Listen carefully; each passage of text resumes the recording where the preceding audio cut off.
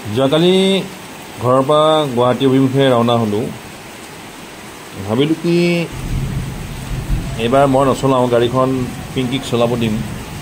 তাইক গাড়ীখন চলাব দিলে মই বহি ল'লোঁ। তাই খুব সুন্দৰভাৱে ড্ৰাইভ কৰি গৈ আছে। ভাবিছিলোঁ বাইহাটা চাৰিআলিৰ পৰা হয়তো তাই নচলাব নেকি, কিন্তু দেখিছোঁ তাই চলাই গৈয়ে আছে। আৰু তাইৰ সাহসটো দেখা পাই মই আচৰিত হ'লোঁ।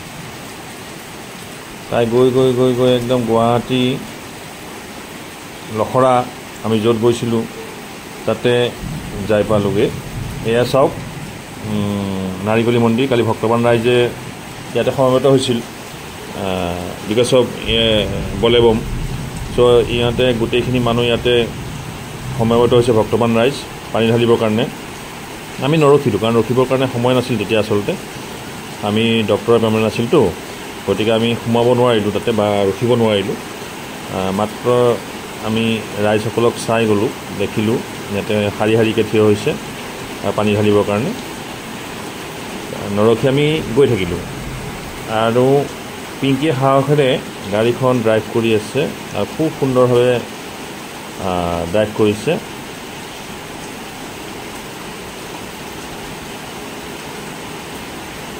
মই ভাবিছিলোঁ যে নোৱাৰিব নেকি গুৱাহাটীত চলাবৰ কাৰণে। নাই, খুব ইজি গুৱাহাটী চলাবৰ কাৰণে, ইজিভাৱে এটা চলাই গৈছে। ভাল লাগিলে আৰু তাৰ সাহসটো দেখা পাই ভাল লাগিলে। এতিয়া গুৱাহাটীত চলাবৰ কাৰণে প্ৰব্লেমটো নাহে আৰু দুই এদিন এনেকৈ চলাব বা চলাই গ'লে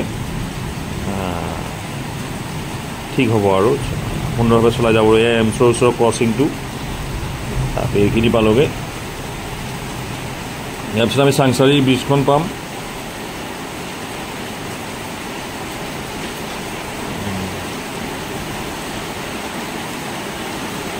এয়া হয়তো চাংচাৰী ব্ৰিজখন, ৰেলৱে ক্ৰচিং ব্ৰিজখন আমি পালোঁ।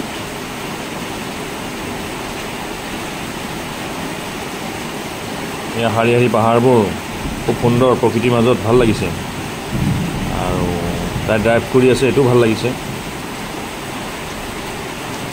আমি এতিয়া ব্ৰিজখনে পাম, ব্ৰহ্মপুত্ৰ ব্ৰিজখন পাম। কালি বৰষুণ নাছিলে, এয়া ব্ৰিজখন পালোঁ, ব্ৰহ্মপুত্ৰ ব্ৰিজ। ব্ৰহ্মপুত্ৰ ব্ৰিজখন পাৰ হোৱাৰ পিছতে আমি ভাবিছোঁ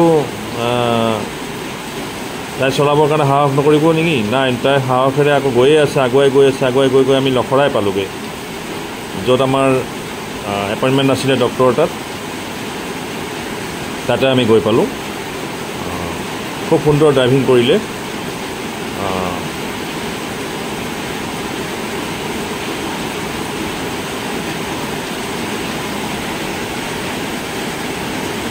এয়া আমি লখৰা পাম এতিয়া।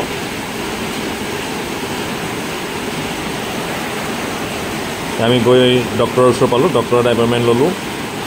আৰু এয়া হস্পিটেলখন, প্ৰাইভেট হস্পিটেল, খুব সুন্দৰ চাফ চিকুণ, ক্ৰিটিকেল কেয়াৰ। এইখন হস্পিটেলৰ নাম ক্ৰিটিকেল কেয়াৰ। আমি কামখিনি কৰি ঘূৰি আহিলোঁ। এয়া ঘূৰি আহি আছোঁ। আহি ভাবিলোঁ ভোক লাগিলে, তাৰপিছত এখন হোটেলত আমি খাম। আগতেও খাইছিলোঁ আমি এইখন হোটেলত, খুব হাইজেনিক হোটেল, মানে খুব সুন্দৰ চাফ চিকুণ, সৰু হোটেল কিন্তু ধুনীয়া হোটেল। হোটেলখনৰ নাম হ'ল আপোনাৰ চিফুং। যদি আমি গুৱাহাটীৰ পিনৰ পৰা আহোঁ তেতিয়াহ'লে টোল গেট নাপাওঁতে, 1 নম্বৰ বাজৈ হোটেল নাপাওঁতে আমি এই চিফুং হোটেলখন পাম। তাতে ৰখি আমি ভাত সাজ খাম বুলি ৰখিলোগৈ। আৰু খুব থলুৱা খানা আমাক তাতে দিয়ে। আমি সেই ঘৰত খোৱাৰ নিচিনাকৈ, আৰু সেই খানাখিনি বা সেই ভাত এসাঁজ আমি দুয়োজনে খালোঁ। খাই আহি ঠিক 5 বজাত আমি ঘৰ পালোঁহি। এই চাওক চিফুং হোটেল। এই চিফুং হোটেলৰ এইখন